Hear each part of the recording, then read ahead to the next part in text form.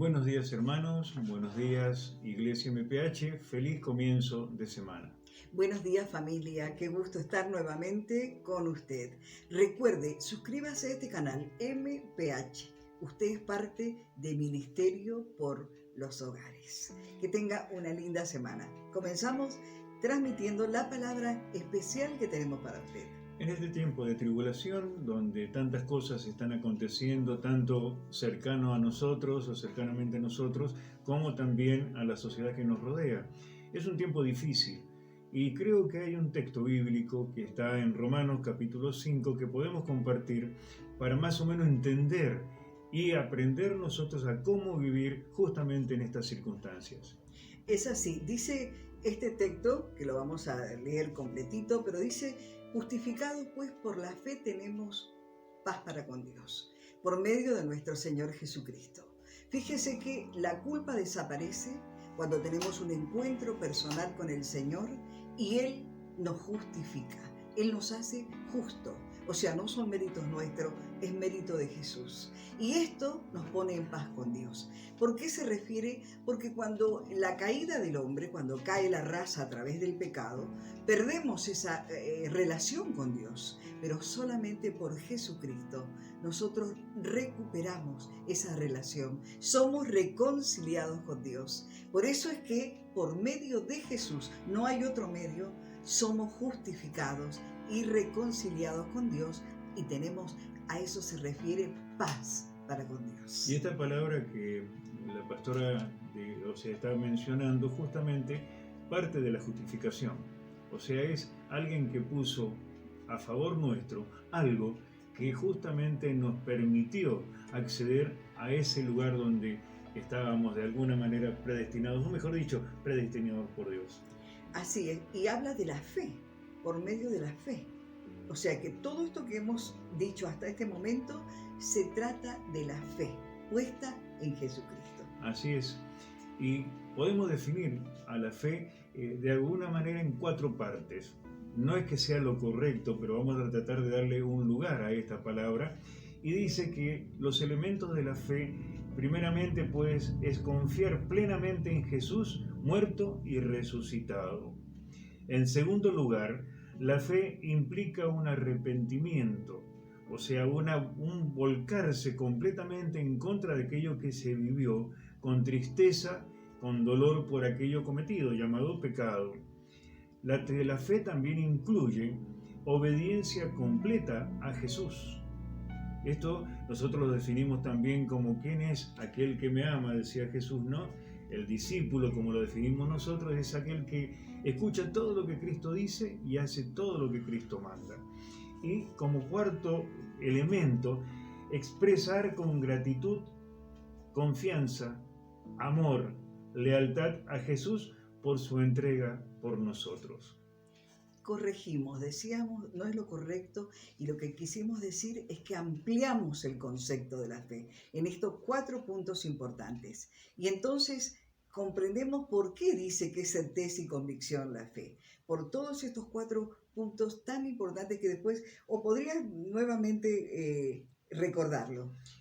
Bien, dijimos entonces, estos 4 elementos son confiar plenamente en Jesús como muerto y resucitado, crucificado y resucitado. Segundo, la fe implica arrepentimiento, que es apartarse del pecado con dolor, con angustia, con tristeza, por lo cometido, por supuesto. Lo tercero, incluye la obediencia en todo lo que Cristo dice y en todo lo que Cristo hace, por nosotros y aquello que nos manda hacer para otros también. Y expresa la gratitud con confianza, amor y lealtad a Jesús por su entrega para nuestra justificación y salvación. Bien, muy claro los 4 puntos. Qué importante que es ampliar. Por ahí tenemos ese concepto grabado de qué es la fe, pero qué maravilloso es ampliar y ver la profundidad de esa gracia. Así es.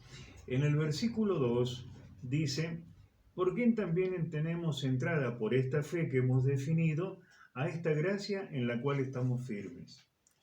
Estamos firmes no porque nosotros tengamos un nivel de conocimiento o un nivel espiritual tan grande que nos ponga en esa estabilidad o firme, sino porque es gracia. ¿Y qué será la gracia sino un regalo? Esto nos ha sido dado. Así es, y podemos definir la gracia de Dios específicamente, como un don, como un regalo de Dios que eleva sobrenaturalmente a la criatura humana, haciéndola hija suya. ¿Qué dice? La criatura humana. Hablo en general, Sí. no hablo de géneros. Qué hermoso es sentirnos hijos de Dios. Hijos de Dios. Los varones, las mujeres, los que hemos aceptado la justificación por la fe en Jesús, sentirnos hijos. Porque el que no se siente hijo se siente huérfano, no sabe dónde ir, no sabe a quién acudir, y si hubiese perdido sus padres biológicos, qué terrible es sentir esa orfandad. Pero todo se supera y todo es de una altura y un nivel que solamente se comprende por la fe, cuando reconocemos la gracia de ser hechos hijos de Dios. Y dice también esto, y nos gloriamos en la esperanza de la gloria de Dios. La gloria de Dios podemos definirla como la presencia de Dios, aquella gloria que descendía sobre el tabernáculo, lo recordamos cuando leemos Éxodo, el camino por el desierto del pueblo de Dios, y donde muchas veces la gloria descendía sobre ese tabernáculo, y el único que tenía de alguna manera acceso a ella era Moisés. Sí. Pero el pueblo estaba lejos, a la distancia. Nosotros tenemos la plena certidumbre de que por la sangre de Cristo entramos plenamente a vivir esta presencia de Dios, esta gracia de Dios, en donde Él facilitó nuestra entrada por medio de su propia crucifixión, muerte y resurrección. Ninguna gloria se compara a la gloria de Dios. La gloria humana, la gloria de la fama, la gloria del dinero, la gloria del poder humano, de los logros, éxitos, aún legítimos, no tiene comparación con la gloria de Dios. Últimamente hemos escuchado mucho de ídolos de acá, del mundo, que algunos han partido. Por ejemplo, el caso de Maradona, donde se gloría y se gloría y se gloría, pero no se puede confundir ni comparar con la gloria de Dios. Y dice que nosotros, los que hemos sido hechos hijos, si nos gloriamos en algo, si de algo nos alegramos de manera sobrenatural, es de esa presencia y esa voluntad de Dios manifestada a nuestras vidas. Y esto también nos ayuda a enfrentar circunstancias, no solamente a tener fe en el Dios vivo, sino aprender a vivir como Él quiere que vivamos. Y dice en el versículo 3, y no solo esto, sino que también nos gloriamos en las tribulaciones. Ahora digo yo, es como las bienaventuranzas. Bienaventurado el que llora porque este será consolado. ¿Cómo va a estar contento alguien que llora? Algunos dicen, sí, yo lloro de alegría. Pero vamos al hecho real.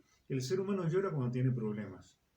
El ser humano llora, yo por lo menos he vivido alguna vez esto, y es que cuando yo tengo una dificultad insoluble muchas veces, o sea, no se puede solucionar de ninguna manera, bueno, a mí me viene el deseo de llorar y caer frente a alguien que me pueda ayudar a levantarme. Y este únicamente es Dios. Por eso aquí decir que nos gloriamos también en el problema, en las dificultades, no viene sino únicamente por lo que Dios hace y puede decirnos a nosotros para tener esa palabra que nos sustente y nos lleve a una victoria segura. Justamente tenemos testimonios de que Jesús también se quebrantó y lloró ante la tribulación, ante la angustia, ante el temor, ante lo porvenir. Y esto lo hemos visto en ocasión de que moría su gran amigo Lázaro y él llegó para ver qué sucedía allí, lo habían ido a buscar. Lo vemos a Jesús llorando frente a las ciudades impenitentes. Lo vemos a Jesús llorando en el momento de la agonía antes de la cruz, O sea que en esa tribulación que decía el pastor, tenemos la tendencia los seres humanos, como el Señor, a derramar nuestra alma en lágrimas. También dice que nos gloriamos en eso, porque sabemos que de esa situación también vamos a salir en victoria, que eso que nos sucede es para bien. Así es. Y dice que esta tribulación nos ayuda a tener paciencia. Y la paciencia, ¿qué es lo que sería? Es la capacidad de tolerar, es la capacidad de soportar toda dificultad y adversidad y salir triunfante. Es gracioso porque a veces en este sentido pedimos, Señor, danos paciencia y no sabemos lo que estamos pidiendo. Atención, porque la paciencia tiene que venir justamente en medio de la prueba, en medio de la dificultad, la adversidad, como decía recién el pastor. Y es necesaria la paciencia, porque la paciencia da frutos también. Así es. Y dice en el versículo 4 que esta paciencia genera prueba. Y la prueba, esperanza. Pero vamos a decir primeramente la prueba. La prueba es la acción que demuestra o que nos ayuda a mostrar aquello que está dentro nuestro. Dice que en la prueba, o sea, en la dificultad sale lo bueno y lo malo de la persona. Y esto es justamente lo que nos ayuda, nos capacita a aplicar aquella palabra que tengamos dominio propio. Saber que tenemos un límite, que tenemos un comienzo para algo y tenemos un límite para lo mismo. Y este límite está dado justamente por nuestra experiencia en las dificultades, por haber transitado las tribulaciones. Y de ahí sale el verdadero carácter. Por eso se dice que en el desierto se ve lo que hay en cada corazón. El desierto de la prueba, de la dificultad que se esté viviendo, del dolor, del duelo. Ahí sale lo que realmente hay dentro nuestro. Todo esto, por eso decimos que cada cosa tiene su relación y tiene su consecuencia, pero también su fruto. Así que la paciencia da frutos para mostrar, para que nosotros tengamos la oportunidad de mostrar un carácter conforme a la gracia que hemos recibido. Los que no tienen esta gracia pasan las pruebas y las dificultades como pueden. Pero nosotros que hemos, según dice Romanos, que estamos viendo desde el Romanos 5, versículo 1, hemos recibido una gracia para que aún en la tribulación nosotros podamos mostrar el carácter de Cristo. Por eso dice también la palabra, todo ayuda bien al que ama a Dios. Amén. Sale Amén. para este lugar también. Y dice después, y la esperanza, y la prueba esperanza, y la esperanza no avergüenza. ¿Qué es lo que sería la esperanza? La esperanza es la confianza, la seguridad de esperar algo y a la larga lograrlo. Va muy ligado a la paciencia también. Muchas veces nuestra esperanza está muy condicionada por el tiempo. Nosotros estamos viviendo un tiempo difícil ahora a nivel familiar, en donde todos anhelamos las cosas ya, que un hermano muy querido, un hermano de la pastora, salga prontamente de la situación que está viviendo, pero el tiempo es de Dios. Nosotros queremos esto ahora, pero como el tiempo es de Dios, tenemos que tener la esperanza de que a pesar de ese tiempo que transcurra, va a salir todo bien, va a ser una victoria. Miren, qué cosa tremenda, porque como fruto de la prueba viene la esperanza. Si no fuera que pasamos esto, no experimentaríamos lo que es la esperanza. Yo la defino simplemente con que esperanza es esperar en Dios. Ya no en nuestras fuerzas, nuestras posibilidades, nuestros contactos o nuestros recursos, sino esperanza tiene que ver con esperar en Dios, el tiempo de Dios. Y para concluir este texto de los primeros 5 versículos de Romanos capítulo 5, termina diciendo, y la esperanza no avergüenza, porque el amor de Dios se ha sido derramado en nuestros corazones por medio del Espíritu Santo que nos fue dado. Si algo precisábamos para ser victoriosos justamente en la esperanza, es la ayuda de Dios. He aquí que no los dejo solos, decía el Señor, sino que enviaré a ustedes aquel que estará con ustedes y en ustedes en todas las circunstancias, que es el Espíritu Santo. Él es nuestra ayuda, es nuestro ayudador, nuestra fuerza, es nuestra capacidad, nuestro capacitador para vencer dificultades, para guiarnos en el camino y para lograr aquello que Dios pretende. No que nosotros queramos, sino aquello que Dios pretende que seamos una vez que Él venga a buscar su iglesia. Si nos preguntaran en medio de la prueba aquellos que hemos sido hechos hijos de Dios, por la gracia de Dios, si nos preguntaran, ¿y qué tenés en las manos ante esta dificultad?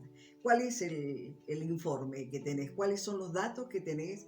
¿Cuál es la posibilidad que tenés en este momento? Quizás lo único que podamos responder, tenemos esperanza. Y la esperanza nunca nos puede avergonzar, aunque sea lo único que tenemos en nuestras manos, porque no es poco, no es menor. Tener esperanza y estar esperando en Dios. Porque el amor de Dios, solamente el amor de Dios en nuestros corazones es el que genera en nosotros esperanza. Así que, amigo, hermano, hermana, familia que estás escuchando, si lo único que tenés para aferrarte es la esperanza, gózate. No sientas vergüenza, ni te sientas disminuido, ni escaso, porque tenés lo primero y lo principal. Estás esperando en Dios, porque el amor de Dios te sostiene para esperar en Él. Y esa palabra que voy a tomar es la palabra vergüenza. No dejes que el enemigo de nuestras almas, aquel que se llama Satanás el diablo, te mienta sobre esta circunstancia, sobre esta palabra. La vergüenza es un sentimiento de pérdida de dignidad. Y que lo que hace Dios con nuestras vidas cuando lo conocemos y por la fe entramos en esa gracia que estamos hablando, que es la presencia pura de Dios, ahí es donde Él hace que nuestra dignidad sea recompuesta. Nos vuelve a dar la capacidad de ser y no aquello que hemos perdido. Así que les alentamos en esto. Una palabrita más sobre la esperanza. Esperanza, además de esperar en Dios, es esperar la voluntad de Dios. No nos olvidemos, para no ser nosotros mismos defraudados interiormente. Cuando decimos esperamos en Dios, esperamos la voluntad de Dios. No esperamos que, como cuando éramos niños, se hiciera nuestra voluntad y teníamos caprichos o berrinches porque queríamos que se hiciese nuestra voluntad. En esto, como maduros, como hijos de Dios, como llenos de la gracia de Dios, esperamos en esa esperanza que es el tiempo de Dios, esperar en Él su voluntad.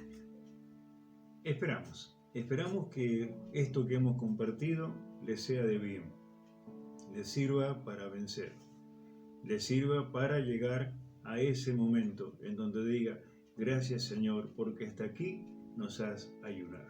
Ebenecer. Precioso, Ebenecer, qué palabra preciosa. Es el momento a momento, el paso a paso, el día a día, donde podemos reconocer que el Señor está con nosotros.